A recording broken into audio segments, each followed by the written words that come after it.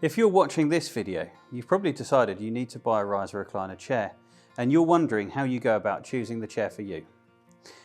We've got to say that if you're looking for the cheapest riser recliner chair, maybe for basic short-term use, this video won't be the most relevant advice for you. But if you're buying a riser recliner chair and it's an investment you want to get your money's worth from, then this video will outline the steps we recommend you take to choose the best riser recliner for your needs.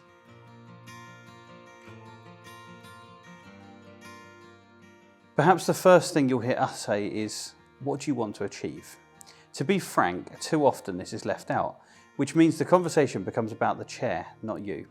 So we recommend answering these questions first. What do you want to use your chair for?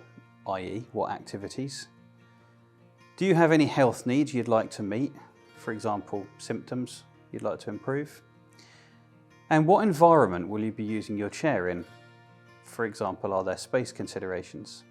This defines your goals and means you can move on to specify a riser recliner that offers good value for money for you.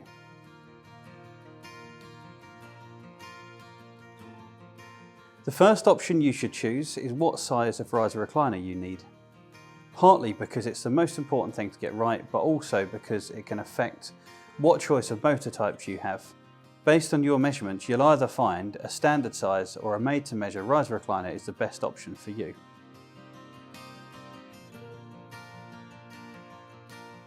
The two most common types are single motor and dual motor riser recliners. This determines how the riser recliner chair moves, and you should choose this based on what you want to use your chair for. By way of example, you may need to keep your feet up as much as possible, but also eat meals in your riser recliner. In which case, a dual standard motor, which has an independently operated leg rest and backrest, is probably going to be the best choice for you.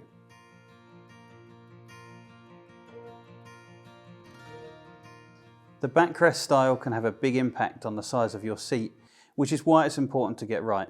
Some of the most popular backrest styles include waterfall back, button back, and lateral support back. This is where trying before you buy becomes helpful. Having an expert eye on hand to assess your posture is also important. After all, I think we're safe to say you don't want to order a riser recliner only to find your head pushed too far forwards, or you've got an aching back because there's no lumbar support.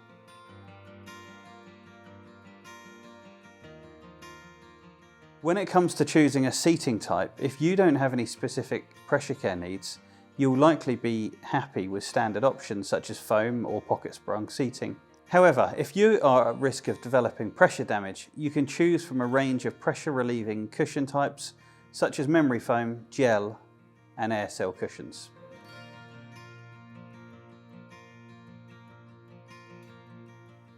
When it comes to the upholstery of your chair, there can be hundreds of options to choose from.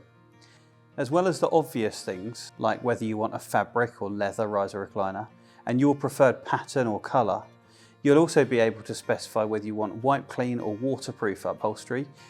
If you've chosen a pressure relieving cushion type, you'll need a breathable stretch fabric.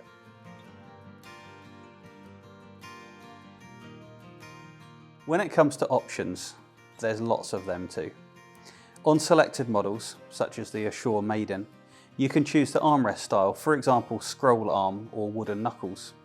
There are too many riser recliner accessories to list in this video, but some of the most popular accessories include arm caps and protective covers, battery backup systems and head roll cushions.